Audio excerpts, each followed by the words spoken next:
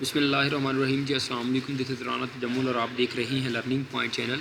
आज के इस डेटाबेस मैनेजमेंट सिस्टम में हम जो देखेंगे फंक्शंस ऑफ डीबीए, यानी कि जो फंक्शंस होंगे डेटाबेस एडमिनिस्ट्रेटर के, वो आज डिस्कस करेंगे। क्योंकि लास्ट लेक्चर में 24th लेक्चर में हमने चार जो हमारे थे फंक्शंस ऑफ डीबीए डिस्कस कर लिए थे, लेकिन rest of the functions of dBA हम डिस्कस करेंगे। लेकिन 12 में टोटल 12 जो रिमेनिंग 8 हैं वो हम आज डिस्कस करेंगे। चार ये लिखे हुए हैं जो choosing a database management system, developing physical model, creating and loading database, developing user views, और इसके बाद चार और भी हैं जो मैंने लेक्चर में ऐड कर दिए लेकिन यहाँ पे नहीं लिखे हैं। सो आज के लेक्चर में हम फंक्शंस देखेंगे of dBA. So let's start from the fifth जो फंक्शन है डीबीए का, कि चूजिंग अ डीबीएमएस का क्या मतलब है। क्योंकि हमने प्रिलिमिनरी डेटाबेस प्लानिंग में ये देखा था कि आपको सबसे पहले प्रिलिमिनरी डेटाबेस प्लानिंग करनी चाहिए। डेटाबेस स्टार्ट करने से पहले अगर डीबीए पहले हायर हो गया हो, प्रीवियस लेक्चर को मैं रीकैप कर देता हूँ।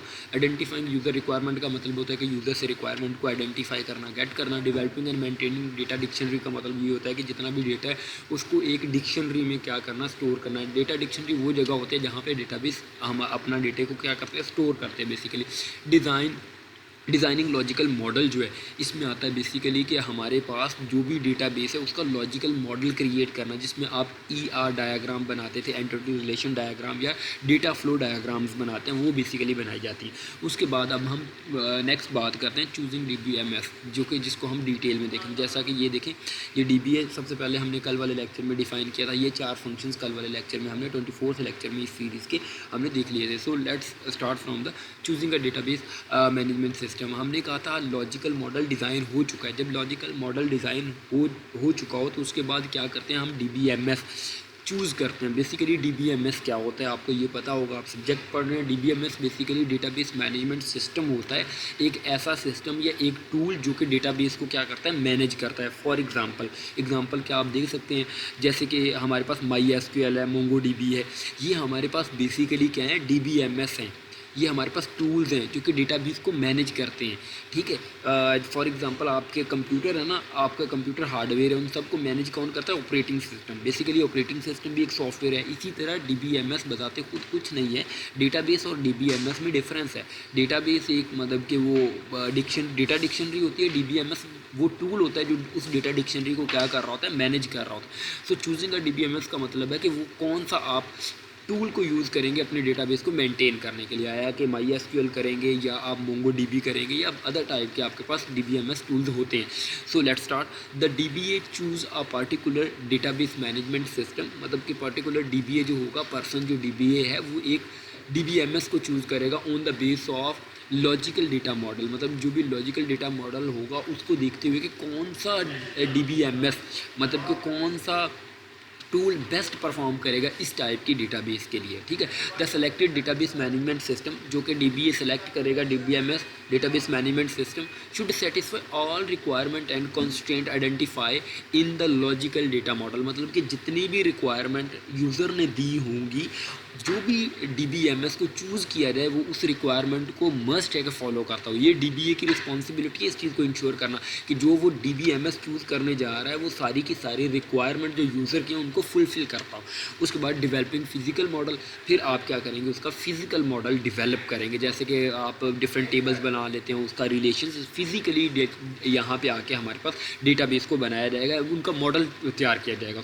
The DBA create the exact layout of the data according to the facilities of selected DBMS। जैसे कि वो DBMS जो फैसिलिटीज़ उसके अकॉर्डिंग वो क्या किया जाएगा, उसको बनाया जाएगा। And available resource of the software and hardware, उनके अकॉर्डिंग फिजिकल मॉडल यहाँ पे डेटाबेस का बना लिया जाएगा।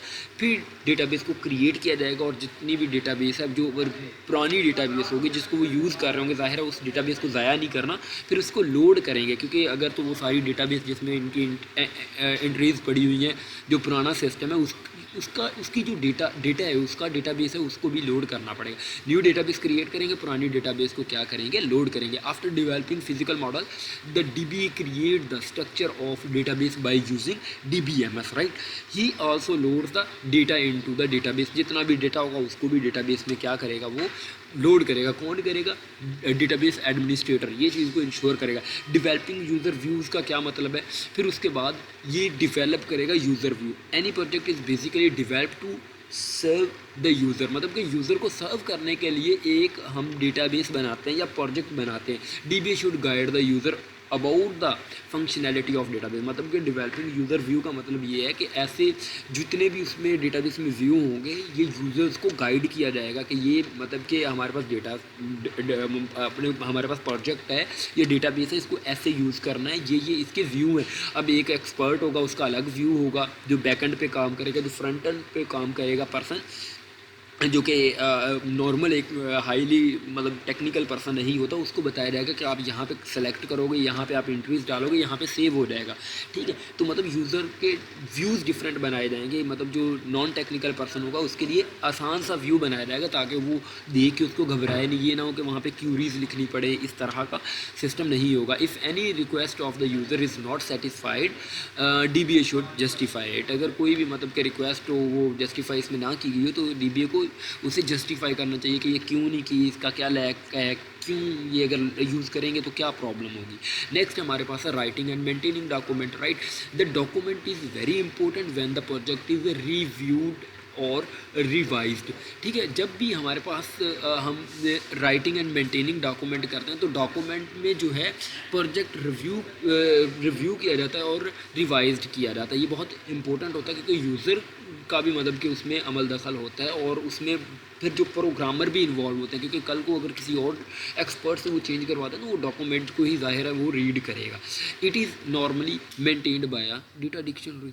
ठीक है, तो ये डेटा डिक्शनरी सिस्टम से क्या किया जाएगा? मेंटेन किया जाएगा of DBMS। The DBA should ensure the proper documentation of the project. Basically DBA को ये इंश्योर करना चाहिए, ये वो इंश्योर करेगा कि जो डॉक्यूमेंटेशन बनी हुई है इस प्रोजेक्ट की आया कि वो करेक्ट है, जो कुछ किया है वही वहाँ पे हो रहा है। ये DBA जो डेटाबेस एडमिनिस्ट्रेटर है वो इस चीज़ को इंश्योर करेगा, राइट।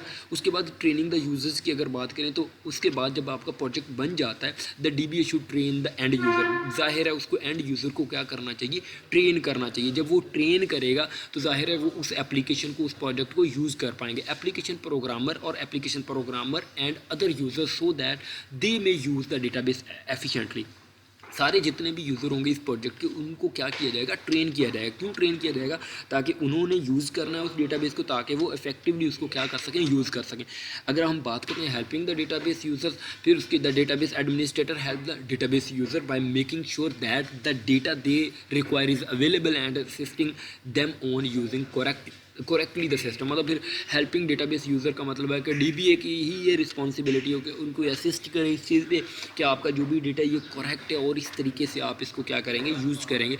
और उसके बाद एंड पे डिफाइनिंग मतलब बैकअप एंड रिकवरी। अगर कोई भी रॉन्गली आपके पास डेटा डैमेज हो जाता है सिस्टम की तरफ से या ह्यूमन की तरफ से तो उसके में रिकवरी की ऑप्शन होनी चाहिए। और भी बहुत ज़्यादा फंक्शंस हैं DBA के जो कि हम देख सकते हैं, लेकिन इन शॉर्ट दैट्स इनफ, क्योंकि मैंने 8 आज जो है वो फंक्शंस बताए हैं थोड़ा क्विकली ताकि आपका टाइम वेस्ट ना हो। ज़ाहिर है एग्ज़ाम के दिन होंगे तभी आप ये लेक्चर देख रहे हैं।